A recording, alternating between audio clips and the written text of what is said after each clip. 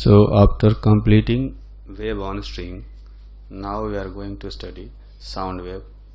Sound wave is mainly treated as pressure wave, but when sound wave moves, the pressure changes periodically and density of the medium also changes periodically, and the particles of the medium vibrate, so their displacement also changes periodically. So the equation of sound wave can be written in terms of pressure, in terms of density, and in terms of displacement of particles of the medium. So we can say that when sound wave moves,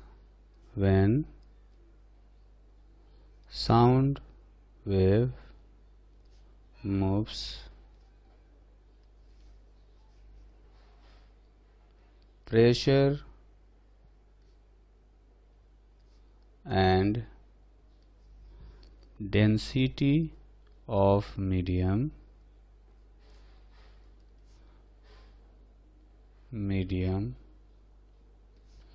changes periodically.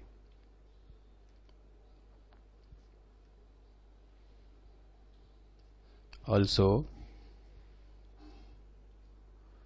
particles of medium vibrate, so their displacement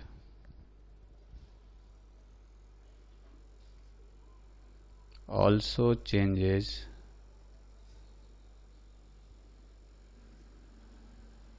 periodically.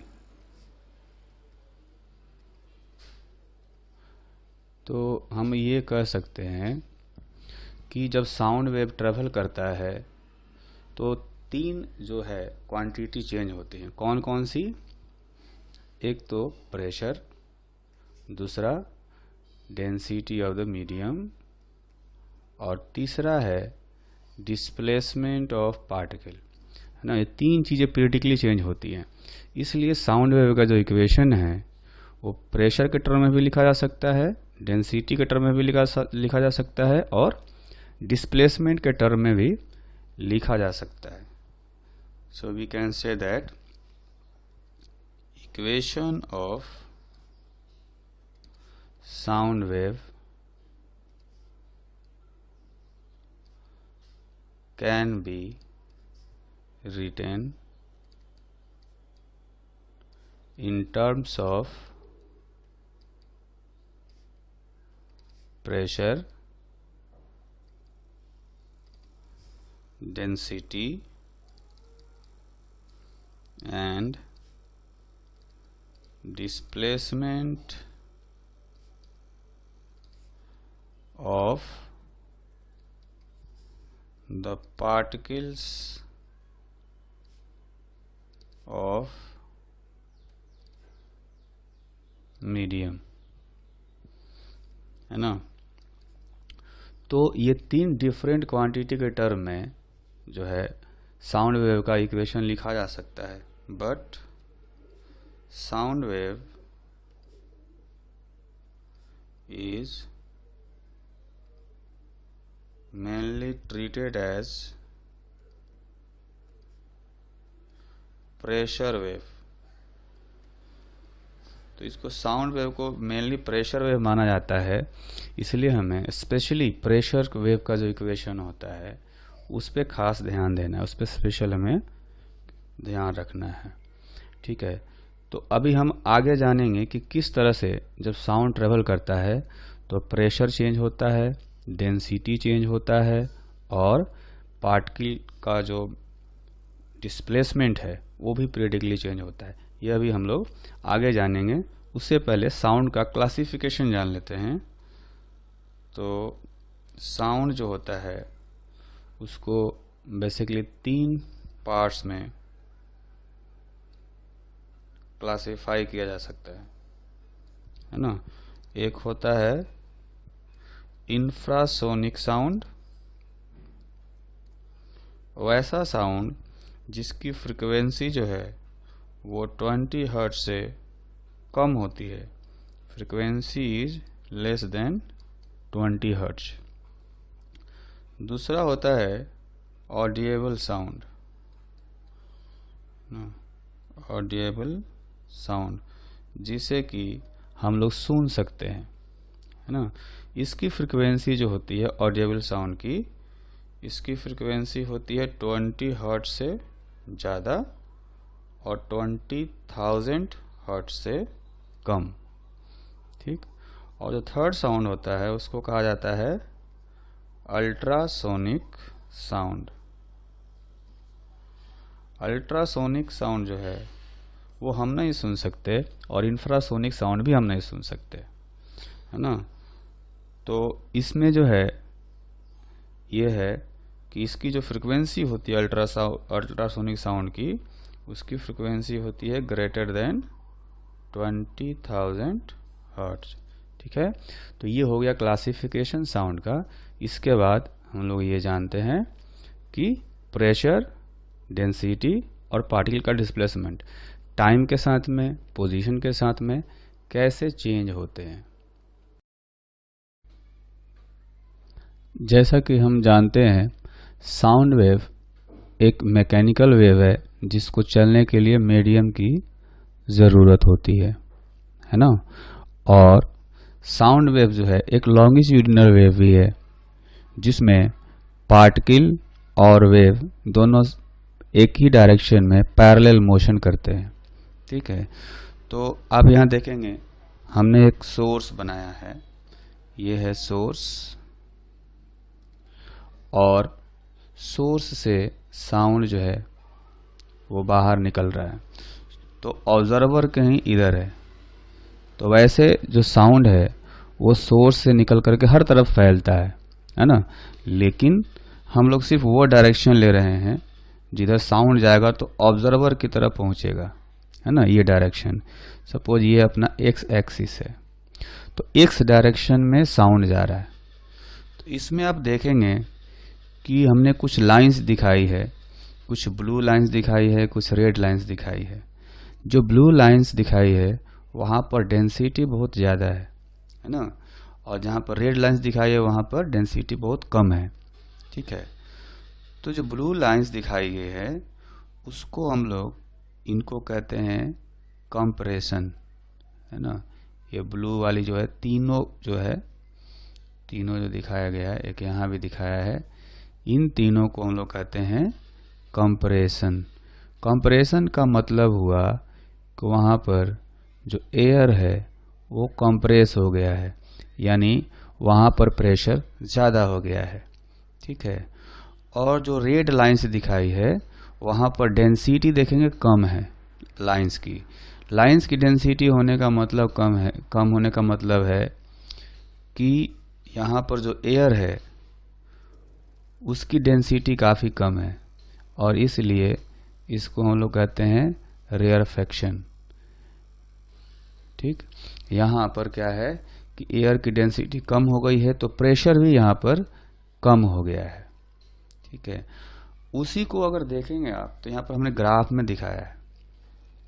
Graph में देखेंगे, पहला graph है, इधर हमने दिखाया है ये x axis है और ये जो है इस पर हम लोग दिखा रहे हैं प्रेशर।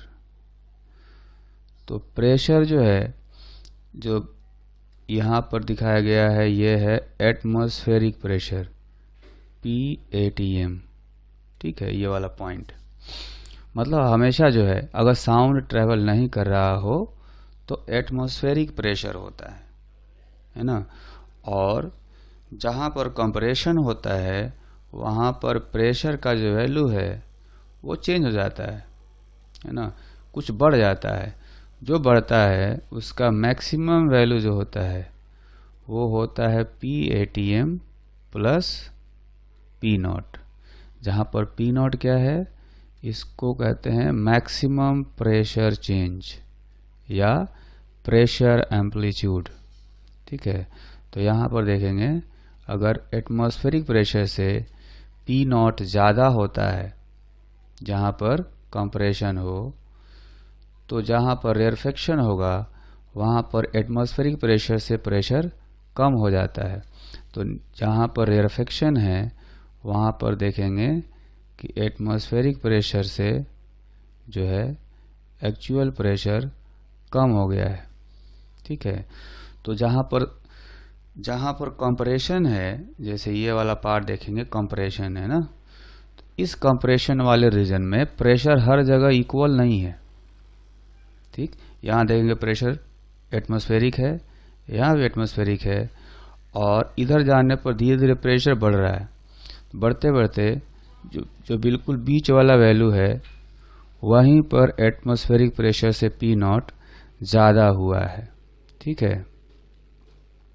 तो उसी तरह से जहाँ पर रेयरफेक्शन है यहाँ पर भी देखेंगे कि प्रेशर जो है हर जगह इक्वल नहीं है ना।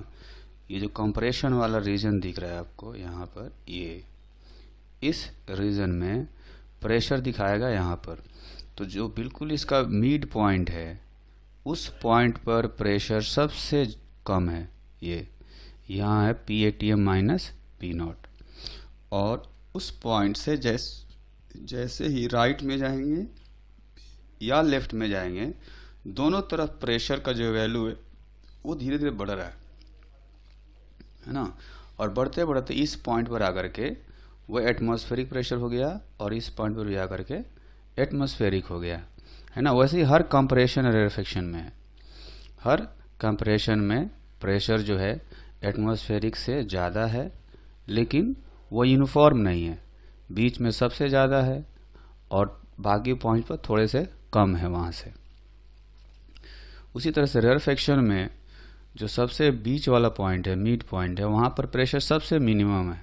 उसके अलावा बाकी जो पॉइंट्स है उस रेयरफेक्शन वाले रीजन में, उन पर प्रेशर जो है थोड़ा सा ज़्यादा है उस मिनिमम वैल्यू से, है ना।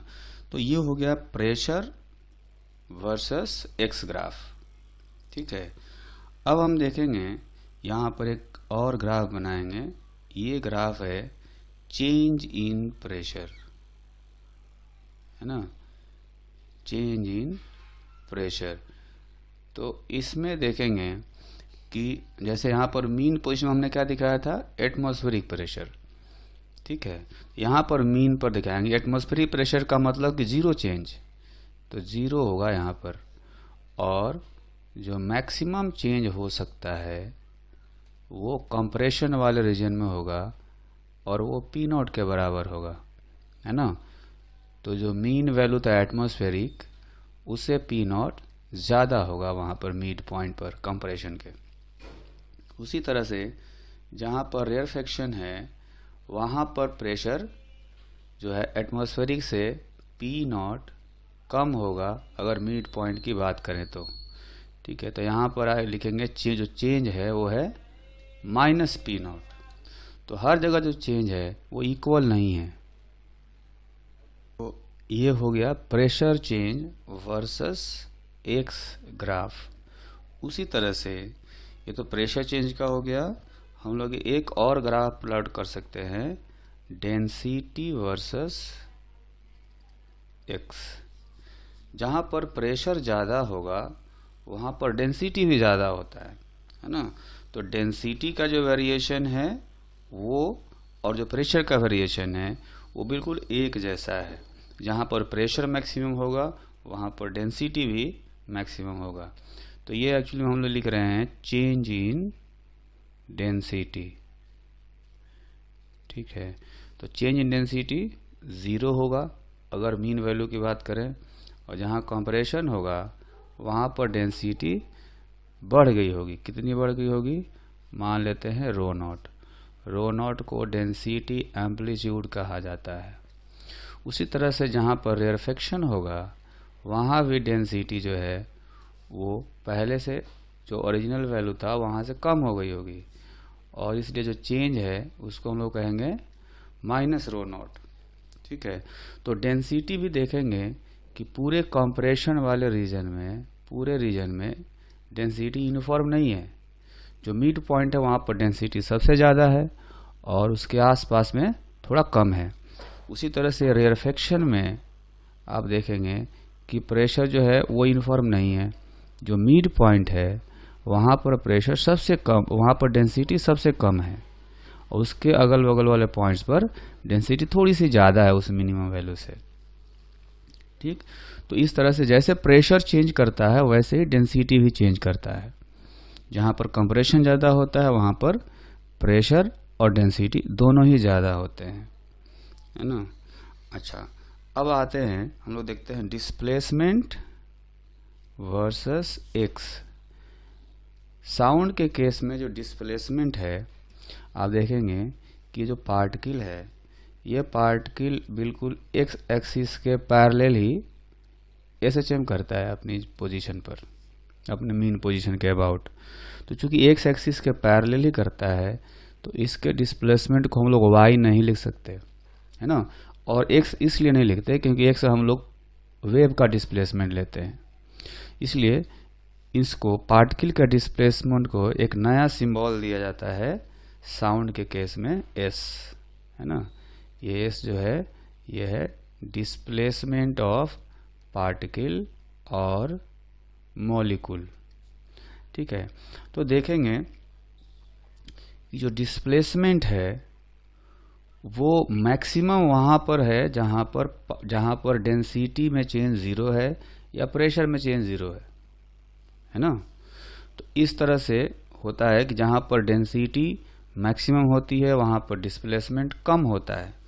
आप देखेंगे डेंसिटी, प्रेशर जो है यहाँ पर मैक्सिमम है, डेंसिटी मैक्सिमम है, उसी पॉइंट पर प्रेशर डिस्प्लेसमेंट ज़ीरो है, तो पार्टिकल वहाँ पर मीन पोजीशन पर है। मतलब पार्टिकल जहाँ पर मीन पोजीशन पर होगा वहाँ पर प्रेशर चेंज सबसे ज़्यादा होगा।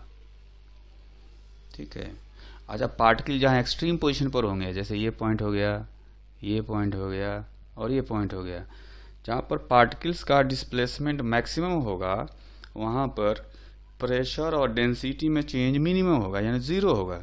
देखेंगे यहाँ पर डेंसिटी में चेंज ज़ीरो है ना, वैसे ही प्रेशर में भी चेंज जो है वो ज़ीरो है वहाँ पर। ठीक, जिस तरह से वेव ऑन स्ट्रिंग में डिस्टरबेंसेस चला करते थे, है ना। डिस्टरबेंसेस का मतलब हुआ कि जो क्रेस्ट और ट्रफ होते थे या पीक या वैली हुआ करते थे, वैसे ही साउंड वेव में कंप्रेशन और रेयरफेक्शन होते हैं, है ना। तो वेव ऑन स्ट्रिंग में क्या हम लोग देखते थे कि इसमें एक जो है पीक बनता था और एक वैली बनता था, कुछ इस टाइप, है ना। और ये जो पीक है ऊपर वाला, ये भी वेलोसिटी से चलता था और ये वैली भी वेलोसिटी से ट्रेवल करते थे। ये दो डिस्टरबेंस थे, है ना। साथ में इस पीक का जो लेंथ था ये होता था λ/2 और इस वैली का लेंथ भी λ/2 होता था। वैसे ही साउंड वेव में कंप्रेशन और रेयरफेक्शन होते हैं। कंप्रेशन जो है उसका लेंथ होता है, देखें तो ये कंप्रेशन का लेंथ होता है λ/2, और उसी तरह से ये जो रेयरफेक्शन है इसका भी लेंथ होता है λ/2, है ना।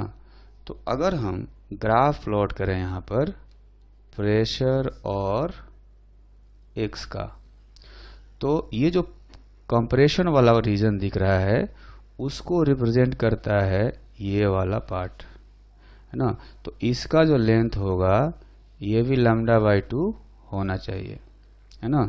अच्छा, ये जो रेयरफेक्शन है, रेयरफेक्शन मतलब कि लो प्रेशर रीजन, तो लो प्रेशर रीजन जो है या रेयरफेक्शन जो है इसका भी लेंथ λ/2 होता है। ठीक है, अच्छा, तो जैसे वेव ऑन स्ट्रिंग में पीक और वैली ट्रेवल करते थे वैसे ही यहाँ पर ये कंप्रेशन चलता है v वेलोसिटी से, ये रेयरफेक्शन चलता है v वेलोसिटी से। अगर यहाँ पर समझें तो ये कंप्रेशन यानी कि यहाँ का पीक है ये v वेलोसिटी से ट्रेवल करेगा, और रेयरफेक्शन का मतलब है ये जो वैली है ये भी v वेलोसिटी से चलेगा। ठीक, तो इस केस में कंप्रेशन और रेयरफेक्शन बिल्कुल वैसे ही मीडियम में डिस्टरबेंस है जैसा कि वेव ऑन स्ट्रिंग में पीक और वैली हुआ करते थे। तो कह सकते हैं कि compression and rarefaction are disturbances in the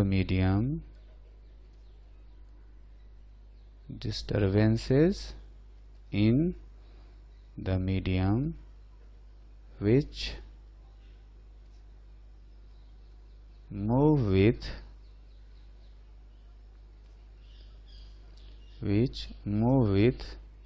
speed of sound।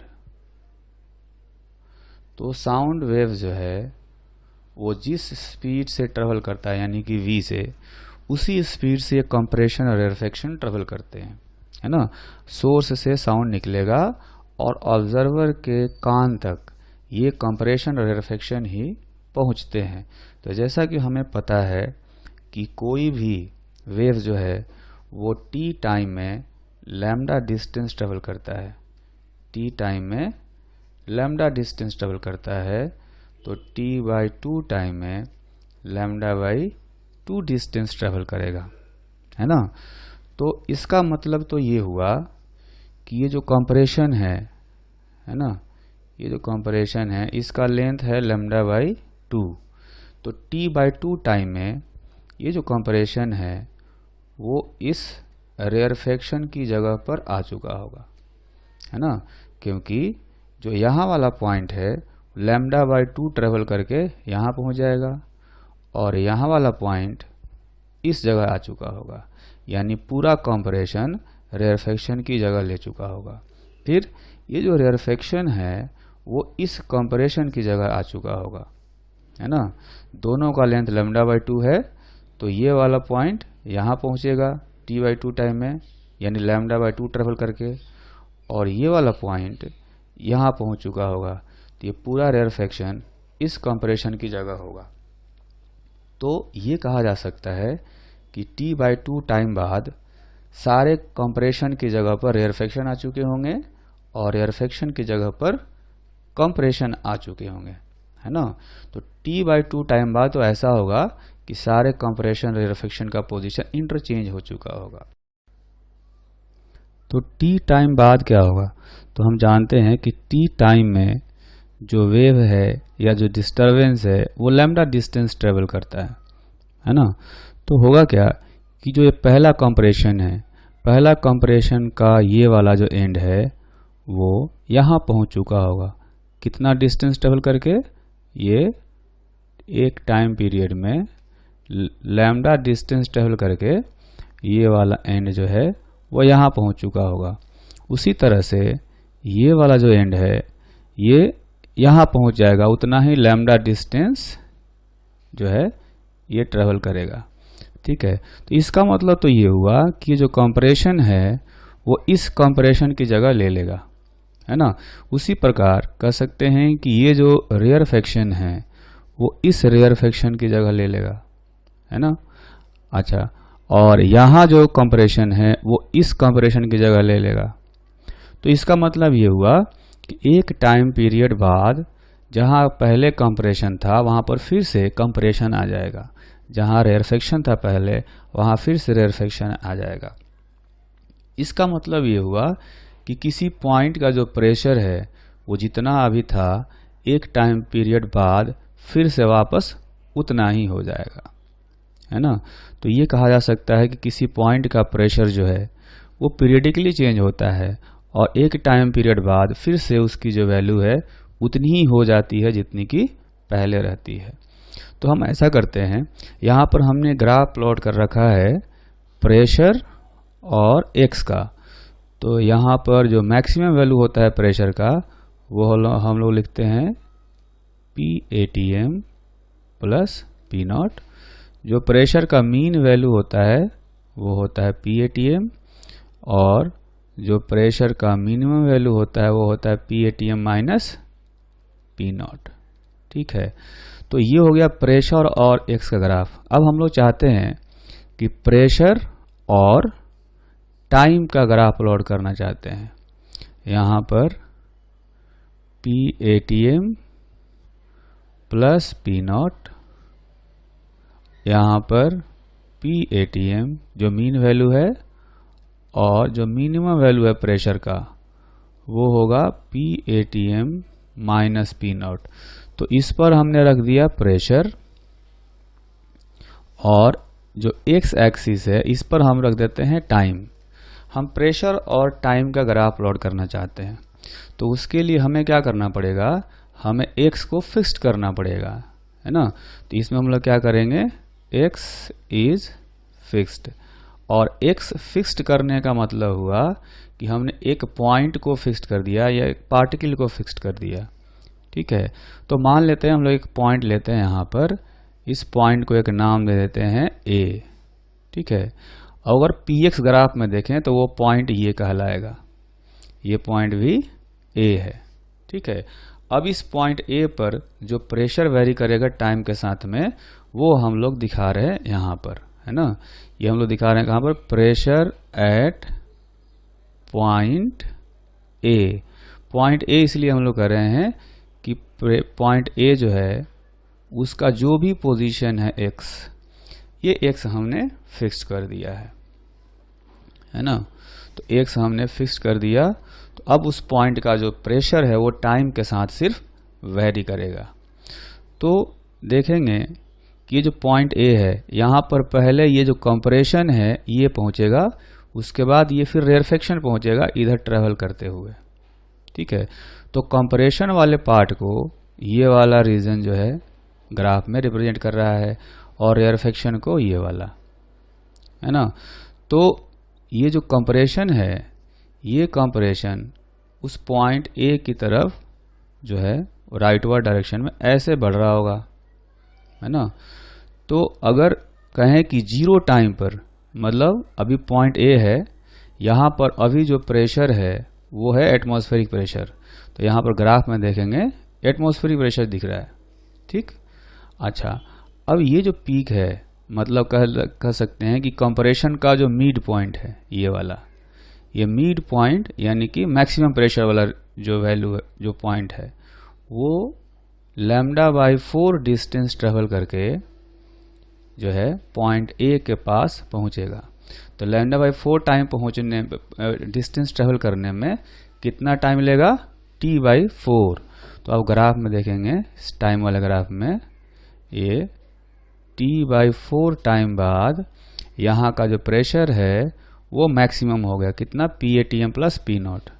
जो यहाँ का प्रेशर था वो अब यहाँ का हो गया, क्योंकि ये वाला जो रीजन है कंप्रेशन का वो यहाँ पर पहुँच चुका है।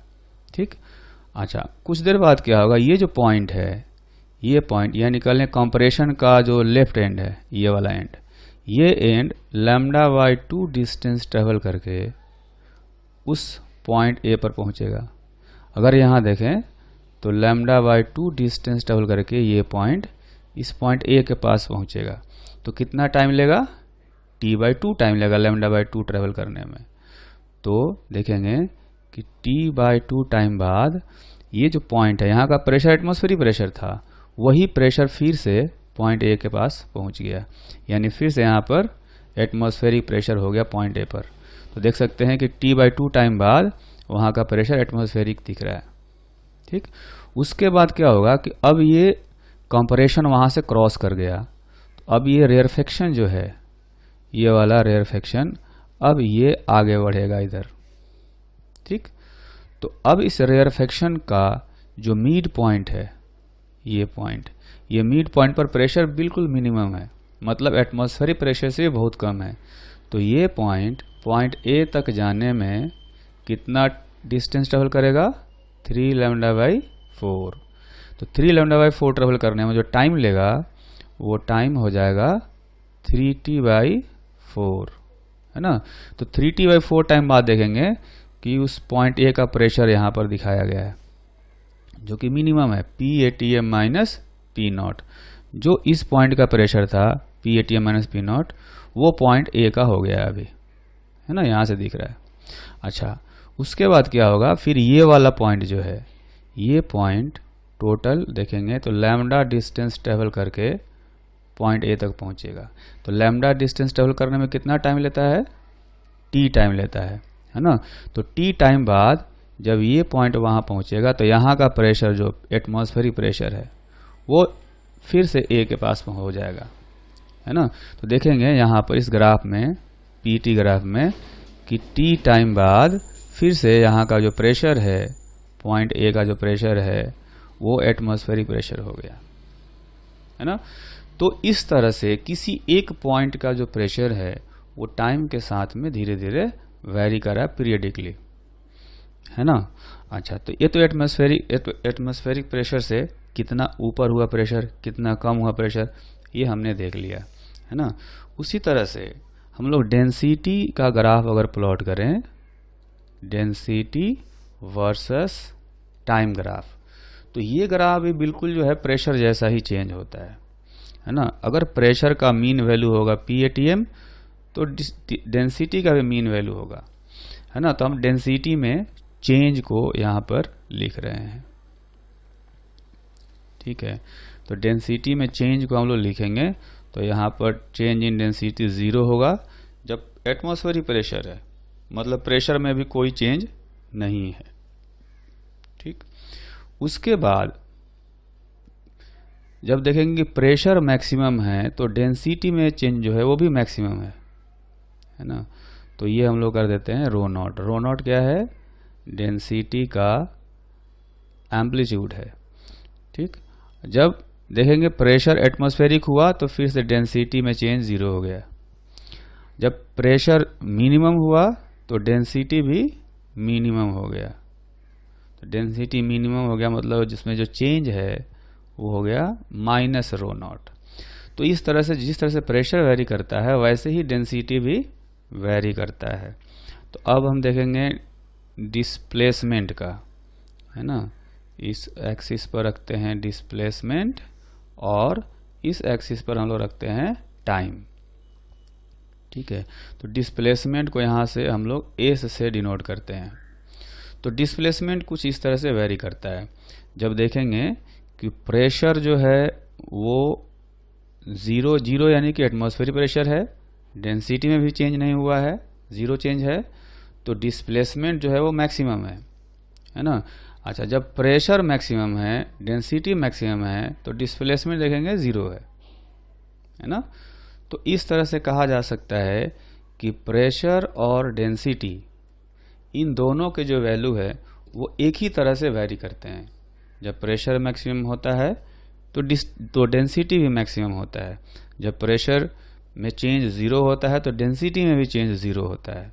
इसलिए कहा जा सकता है कि प्रेशर और डेंसिटी इस तरह से पीरियडिकली अपने आप को चेंज करते हैं कि दोनों के बीच में फेज डिफरेंस 0 होता है। यानी कह सकते हैं कि दोनों सेम फेज में वाइब्रेट करते हैं या अपनी वैल्यू को रिपीट करते हैं, ठीक है। लेकिन प्रेशर और डिस्प्लेसमेंट की जब बात करेंगे तो देखेंगे जब प्रेशर में चेंज 0 है तो डिस्प्लेसमेंट जो है मैक्सिमम है। जब प्रेशर जो है वो प्रेशर का वैल्यू एटमॉस्फेरिक है यानी मीन वैल्यू है, जब प्रेशर अपने मीन वैल्यू पर है तो देखेंगे जो डिस्प्लेसमेंट है वो एक्सट्रीम पर है ना। अच्छा, जब प्रेशर मैक्सिमम है, यहाँ पर देखेंगे प्रेशर मैक्सिमम है तो डिस्प्लेसमेंट 0 है। इसका मतलब ये हुआ कि जब प्रेशर अपने एक्सट्रीम पर होता है तो डिस्प्लेसमेंट अपने मीन पर होता है। प्रेशर जब अपने मीन पर होता है तो डिस्प्लेसमेंट एक्सट्रीम पर होता है। यानी इनके बीच में π/2 का फेज डिफरेंस होता है, ठीक है। वो तो ग्राफ से दिख रहा है, लेकिन हम आगे जाकर क्या करेंगे, इनके बीच में इनके फेज डिफरेंस का एक रिलेशन निकालेंगे, ठीक है। तो अभी क्या कर सकते हैं हम लोग कि ये कह सकते हैं कि जिस तरह से वेव ऑन स्ट्रिंग में हम लोग जो इक्वेशन लिखते थे वो सिर्फ डिस्प्लेसमेंट के टर्म में लिखते थे, है ना।